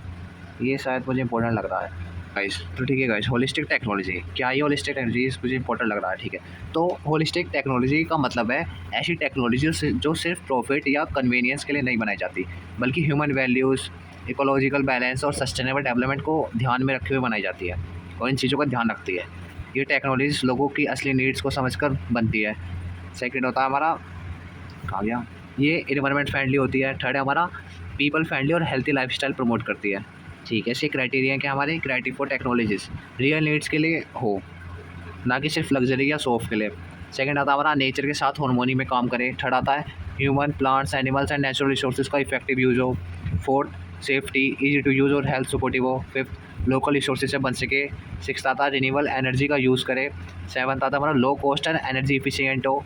और एट्थ आता है हमारा ह्यूमन रिलेशनशिप और कोऑपरेशन को बढ़ावा दे। ठीक है गाइस, नेक्स्ट क्वेश्चन में देखते हैं। जैसे चलो एग्जांपल ही बताता हूँ ताकि आपको याद रहेगा, अगर आप कुछ भूल जाओ तो एग्जांपल से तो आप लिख ही जाओगे। जैसे example from Indian tradition example बताता हूँ। जैसे जैसे गाइस लेता है मिट्टी का कूलर का एग्जांपल लेते हैं। जैसे विलेजेस में मिट्टी से, जिन्हें विलेजेस में मिट्टी से बनाया जाता है, देखा होगा हमने मिट्टी के कूलर बनाए जाते हैं विलेजेस में। कुछ रेफ्रिजरेटर भी बनाए जाते हैं जो बिना इलेक्ट्रिसिटी के काम करते हैं। ये इको फ्रेंडली, अफोर्डेबल और लोकली मेड होते हैं। सेकंड हो गया हमारा, सेकंड भी हो सकता है पंचगव्य एग्रीकल्चर, इसे आप ले सकते हो। इसका मतलब ये है cow dung, cow urine, milk, curd और घी से बना organic fertiliser. Chemical free farming के लिए एग्जाम्पल है। फार्मर्स अपने आसपास के रिसोर्सेज से इसे बनाते हैं और सोइल हेल्थ भी मेंटेन होती है। ठीक है गाइस, ये चीज़ थी। तो इसका कंक्लूजन आप ये कह सकते हो कि ऐसी टेक्नोलॉजीज लोगों को असली प्रॉब्लम सॉल्व करती हैं बिना नेचर को हार्म किए। इसीलिए होलिस्टिक टेक्नोलॉजी को कॉम्प्रिहेंसिव ह्यूमन गोल के लिए सबसे ज़्यादा एवेल्यूएट करना ज़रूरी है। ठीक है, जिसमें इतना ही है। देखते हैं 14 के क्वेश्चन। इसमें हमें क्रिटिकल व्यू भी देना है करंट मैनेजमेंट का प्रोफेशन में जो मॉडल है कि, तो समझते हैं गाइस कि आज के modern professional system offer nature और ट्रेडिशनल फ्रीडम को इग्नोर करते हुए सबसे बड़ा फ्लो यही है कि डेवलपमेंट इक्वल टू कंट्रोल और exploitation of nature, traditional method equal to outdated या बैकवर्ड। पर सच ये है कि नेचर सिर्फ एक रिसोर्स नहीं बल्कि टीचर भी है। ट्रेडिशनल सिस्टम ने कभी कभी नेचर को एक्सप्लॉइट नहीं किया, उन्होंने कोई एक्सिस्टेंस और सेल्फ सस्टेनेबिलिटी मॉडल्स बनाए हैं। ये चीज़ अगर एक बार आप पढ़ लोगे तो आपको आइडिया हो जाएगा। तो मैं इसमें एक चीज़ और बताता हूँ कि हमें इसमें क्या चीज़ें सीखनी चाहिए। तो नेचर की cycles, water cycle, forest regeneration से हम सस्टेनेबल सिस्टम कैसे डिज़ाइन करें। सेकंड चीज़ ट्रेडिशनल प्रैक्टिस बिलास का यूज़ कर सकते हैं, जैसे rain water harvesting, Ayurvedic herbal storage, earthen Holmes for temperature regulation. ठीक है, ये सब लोगों की नीड्स को नेचुरली, सेफली और अफोर्डेबल केटर करते हैं और आज भी इन्हें इम्प्रूव करके और इन्हें अडोप्ट किया जा सकता है।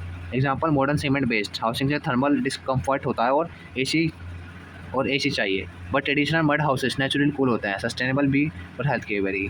तो आपने देखा कि गांव के घर कितने ठंडे रहते हैं जो मिट्टी से बनते हैं। और आजकल ये घर देख लीजिएगा, इस सबको एसी की जरूरत है क्योंकि सीमेंट, जो मॉडर्न सीमेंट है ना, उसकी वजह से ये सब कुछ होता है।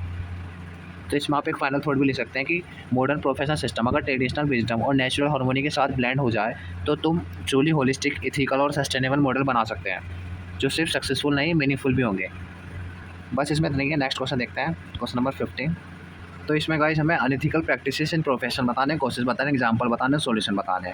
ठीक है, तो मैं ये क्वेश्चन आने के चांसेस है। तो गाइस आज के प्रोफेशनल एनवायरनमेंट में अनइथिकल प्रैक्टिस काफ़ी ज़्यादा बढ़ चुकी है, आपको तो पता ही है। इसका रूट रीजन है सेल्फ सेंटर्ड वर्ल्ड व्यू, जहाँ प्रॉफिट मैक्सिमाइजेशन या अल्टीमेट गोल बन गया सबका, चाहे उसके लिए किसी को कुछ भी करना हो, चाहे सामने ले कितना भी लॉस हो, कोई फ़र्क नहीं पड़ता। तो इसमें हमारी कॉमन अनइथिकल प्रैक्टिस आती है टुडे। क्या क्या क्या वो प्रैक्टिस है? करप्शन, छोटी सी बड़ी डील में कितना ज़्यादा करप्शन बढ़ गया है, ये चीज़ तो गाइस अब कॉमन हो गई है। Tax aviation end fund misuse, business profit, तो गाइस कोई हमें बिजनेस प्रॉफिट तो दिखाता नहीं, पर लेविश लाइफस्टाइल चालू हो जाती है लोगों की। थर्ड होता है हमारा फॉल्स एडवर्टाइजिंग, फेक प्रॉमिस करना ऐड के थ्रू। प्रोडक्ट डिलीवरी कुछ और होता है, देखा होगा हमने, प्रोडक्ट डिलीवर कुछ और कर दिया, बताया कुछ था। फोर्थ हमारा adulteration and fake products, profit बनाने के चक्कर में पब्लिक हेल्थ कॉम्प्रोमाइज़ करना। फिफ्थ हमारा होर्डिंग एंड ओवर चार्जिंग, इसका मतलब स्कैरसिटी के टाइम में ज़रूरत की चीज़ों को स्टोर करके ज़्यादा दाम में बेचना, ये भी होता है। जो चीज़ें इस टाइम पे सस्ती बिक रही हैं उन्हें रख लिया जाता है स्टॉक के लिए, जब वैसी वो चीज़ें महंगी होती हैं उन्हें बहुत ज़्यादा महंगे दामों में बेचा जाता है। ये तो आपको पता ही होगा गाइस। तो ये सारी हमारी जो प्रैक्टिस है ये क्यों एक्सिस्ट करती है, आ सकता है क्वेश्चन थोड़ा अलग से अलग तरीके से। तो guys profit over people mindset, ये पॉइंट हो सकता है। सेकंड होता है lack of value based education. Third हो सकता है हमारा systematic loopholes and lack of stick enforcement. Fourth हो सकता है पर प्रेशर इन कॉर्पोरेट स्पेसिस, सब कर रहे हैं तो मैं क्यों ना करूँ, है तो ना डायलॉग। फिफ्थ हो सकता है हमारा absence of self exploration and clarify about one role in society. तो इसके सॉल्यूशंस क्या है, ये भी आ सकता है क्वेश्चन में कि इसके सॉल्यूशंस क्या है। तो पहला सॉल्यूशन तो हमारा वही है, वैल्यू एजुकेशन। स्कूल्स कॉलेज में सिर्फ स्किल्स नहीं बल्कि वैल्यू भी सिखानी चाहिए। ट्रांसपेरेंसी एंड अकाउंटेबिलिटी सिस्टम का ऑडिट और रिव्यू मैकेनिज्म हो। थर्ड पब्लिक अवेयरनेस, जनता को एजुकेट करो उनके राइट्स और एथिक्स के बारे में। Fourth reward for ethical practices, जो बिजनेस ऑनेस्ट है उन्हें टैक्स रिलीफ या पब्लिक रिकॉग्नाइज मिलना। और लास्ट हमारा सेल्फ एक्सप्लोरेशन, हर इंडिविजुअल को अपना स्वतंत्र इनर नेचर समझने का मौका दिया जाए। और हमारे इसके दो कॉमन तरीके हैं, मैं चलो एग्जांपल से बताता हूँ अनएथिकल प्रैक्टिस के। जैसे green washing in industry, company बोलती है इको फ्रेंडली है लेकिन असल में पोल्यूशन करती है। एग्जांपल प्लास्टिक फ्री, पता कि बायोडिग्रेडेबल नहीं होते प्रोडक्ट्स। सेकंड हमारा over time without pay in tech companies, intern या जूनियर को लर्निंग अपॉर्चुनिटी कहकर अनपेड ओवर टाइम करवाते हैं। Sustainable solution, clear HR policies और employ right awareness. Next question हम देखते हैं, इसमें इतना ही था। क्वेश्चन सिस्टम में मैं बताना स्वतंत्र स्वराज्य personal to social harmony. Guys मैंने आपको फर्स्ट में बताया, अगर आप पीछे पढ़ कर रहे हो तो आप रिलेट कर सकते हो, जब भी मैं इसे थोड़ा बहुत बता ही देता हूँ। हमारा स्वतंत्र क्या होता है, ये होता है अपनी नेचुरल एक्सेप्टेंस और को आइडेंटिटी को समझना। अपनी नेचुरल एक्सेप्टेंस और आइडेंटिटी को समझना, मतलब मैं क्या हूँ, मैं किस चीज़ के लिए नेचुरली इंक्लाइंड हूँ, ठीक है। जैसे आपका AI फॉर सोशल गुड में इंटरेस्ट आपकी स्वतंत्र को एक्सप्रेशन है, ठीक है, स्वतंत्र का एक्सप्रेशन है। नेक्स्ट आता है हमारा स्वतंत्र, जब आप अपने स्वतंत्र को समझकर जीने लगते हो बिना एक्सटर्नल प्रेशर के, तो आप ट्रूली सेल्फ ऑर्गेनाइज और इंडिपेंडेंट बन जाते हो। एग्जांपल इसे क्या है, जब आप किसी कॉर्पोरेट रेस या पर प्रेशर में नहीं बल्कि अपनी वैल्यूज़ के हिसाब से काम करते हो, ठीक है। और लास्ट हमारा स्वराज्य, ये स्टेट होती है जब आप सिर्फ खुद के साथ नहीं दूसरों के साथ भी हार्मोनी में जीते हो, आप सोसाइटी को इंस्पायर करते हो और कंट्रीब्यूट भी करते हो। एग्जांपल आपके जैसे कोई इंडिविजुअल जब एजुकेशनल AI टूल बनाता है और बाकी लोगों को भी अपलिफ्ट करता है, तो वो स्वराज्य का हिस्सा है। और ये सब चीज़ें एक दूसरे से कनेक्टेड क्यों हैं, हाउ दे आर कनेक्टेड, मतलब जब सेल्फ एक्सप्रेशन से स्वतंत्र पहचानते हैं तब हम इमोशनली और इंटेलेक्चुअली स्वतंत्र होते हैं, और फिर वही इनर क्लैरिटी सोसाइटी में कंट्रीब्यूशन के रूप में निकलता है, जैसे हम स्वराज्य कहते हैं, ठीक है गाइस। सोसाइटी की हानि सिर्फ तब पॉसिबल सोसाइटी की हार्मनी सिर्फ तब पॉसिबल है जब इंडिविजुअल के अंदर हार्मनी हो। अब देखते हैं नेक्स्ट क्या है। बस गाइस जितनी थी यूनिट 5 आपकी खत्म हो गई, जो मैंने पढ़ाया पेपर इसमें से ही आएगा, इससे अलग कुछ नहीं आएगा, आपको बस यही पढ़ना है। यूनिट 5 हो गई है, मैंने आपको यूनिट 1 और यूनिट 2 एक में मिलकर पढ़ाई है, तो मतलब आपके 16 + 16 आपका पूरा 32 नंबर का पेपर इसमें से ही आएगा, तो कुछ अलग नहीं आएगा, गारंटी ले रहा हूँ इसमें से आएगा। तो आप सब कर लीजिएगा, मैंने सब समझाया, आप वीडियो में सब समझ लीजिएगा, ठीक है। वीडियो देख के समझ लो, कान में लीड लगाओ समझ लो, उसके बाद आपको नोट्स देखना है तो देख लो, वरना बस समझने की जरूरत है, पेपर इसमें से ही आएगा। पिछली बार मैंने उन्हें पढ़ाया था 4th ईयर के बच्चों को, उन्होंने भी बस समझाता, उनका पेपर 1 नंबर आता, सबने सकल के आए थे, बच्चों के तो बल्कि एक क्वेश्चन छूट गए थे, वो इतना लिख के आए थे, उन्हें सब आता था जब भी। ठीक है, थैंक यू फॉर वॉचिंग, मिलते हैं नेक्स्ट वीडियो में। Like, comment, and subscribe.